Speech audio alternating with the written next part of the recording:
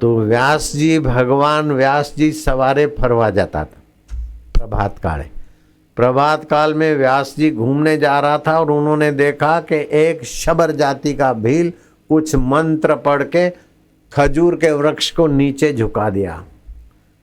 भगवान वेद व्यास जी है। અત્યારે નારાયણ સાંઈ કહ્યું નમસ્તે વ્યાસ વિશાલ બુદ્ધે, એ બહુ વિશાળ બુદ્ધિના ધની હતા ભગવાન વેદ વ્યાસજી।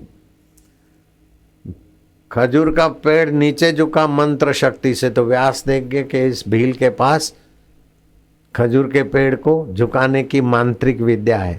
वो जल्दी जल्दी उसके पास लेने को गए तो भील समझ गया कि भगवान वेद व्यास जी जेवा महापुरुष मारी पासे त्या विद्या सीखवा मागे छे। હવે આ વિદ્યા તો શિષ્યને અપાય અને આવા ભગવાન જેવા મહાપુરુષને હું શિષ્ય ના બનાવી શકું, શિષ્ય ના બને તો વિદ્યા ફળે નહીં। એટલે પેલા ડોહાએ શું કર્યું, જલ્દી પોતાને જે કંઈ રસ લેવાનો હતો, ગોળ બનાવવા માટે ખજૂરનો રસ લેવાનો હતો, એ 2 રૂપિયામાં ગોળ વેચે ને પછી થોડા ધાણા લાવે ને થોડી દાળ લાવે ને થોડું કંઈ લાવે ને એકાદો પૌવો લાવે તો બીજા દાડે પાછા બીજા 2 રૂપિયા કમાઈ હોય। એ જમાનામાં 2 રૂપિયા એટલે અત્યારના 200 જેવા થતા હશે। तो पहले तो डोसू तो भागी गयो, पर व्यास जी उनका पीछा नहीं छोड़ा। जहाँ भागा व्यास जी उनके पीछे भागे। तो घर में घुस गया कि व्यास जी आते हैं, मैं पीछे के दरवाजे से भाग जाता हूँ। व्यास जी को बहाना बना के वो अभी नहीं आएंगे, कब आएंगे ऐसा करके रवाना कर देना। तो घर वालों ने तो जो बुढ़े ने कहा ऐसा किया। व्यास जी वापस आए, लेकिन व्यास जी रोज इधर उधर घूमते घूमते उसको खोजे। व्यासजी शोधता शोधता એને જોઈ લે એટલે એની પાછળ પડે અને પેલો દોડીને ઝૂંપડામાં આગળ ઘૂસે ને પાછળથી એક ઘટાદાર વટવૃક્ષની ઉપર ચડી જાય છેટે હંતાઈને ડોહો બેહી રહે। આવું 1-2 વખત નહીં 2500 વખત થયું હશે। 2500 बार ऐसा हुआ होगा। फिर क्या हुआ कि उस बूढ़े का एक लड़का जवान था जिसका नाम था कृपालु। जैसा नाम था ऐसा उसका हृदय भी था। उसको दया आई कि व्यास जी भगवान जिसका श्री कृष्ण आदर करते, जिसने महाभारत लिखा 1 लाख श्लोकों का, 18,000 श्लोकों का भागवत लिखा, 80,000 श्लोकों का दूसरा ग्रंथ लिखा, विश्व का प्रथम आर्ष ग्रंथ लिखा। ऐसे पांडु के पिता, धृतराष्ट्र के पिता, पांडव और कौरवों के दादा, ऐसे भगवान वेद व्यास जी हमारे घर आवे और वो हमारे पिताजी चले जाए, हमारा पिताजी जता रहे तो एमने थोड़ी दया आई कि व्यास जी तमे आओ छो ने पाछा हमारा पिताजी तमने मळता नथी अने तमे पाछा जता रहो छो, शुं कारण छे? भाई बीजू कारण नहीं, तारा बापने मंत्र आवड़े, वृक्ष ने झुकाईने खजूरनो रस लेवानो। मारे मंत्र शीखवो छे कि मारा बाप जाणे छे ने हूँ ज जाणुं छुं, हूँ तमने आपूं। तो व्यास जी हाथ पग धोईने श्रद्धा थी डाबा कान में आंगળી नाखीने जमणा काने मंत्र लई लीधो। हवे श्रद्धा थी विधिवत मंत्र लीधो।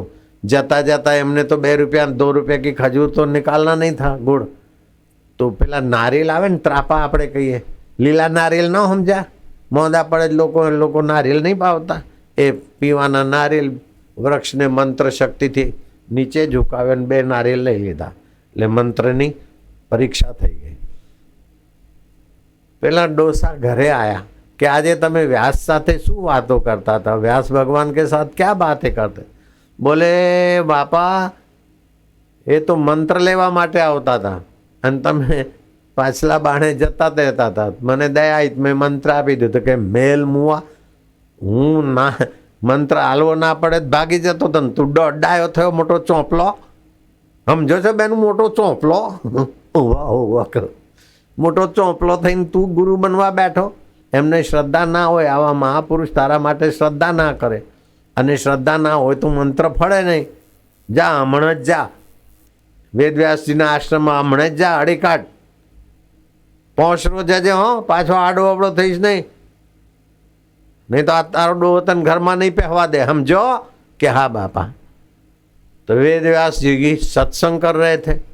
सत्संग में वेद व्यास जी बोल रहे थे कि संसार स्वप्न तुल्य है, शरीर मरण धर्मा है। इस मरण धर्मा और स्वप्न तुल्य संसार में कोई सत्संग मिल जाए तो छोटे से छोटा आदमी महान बन सकता है।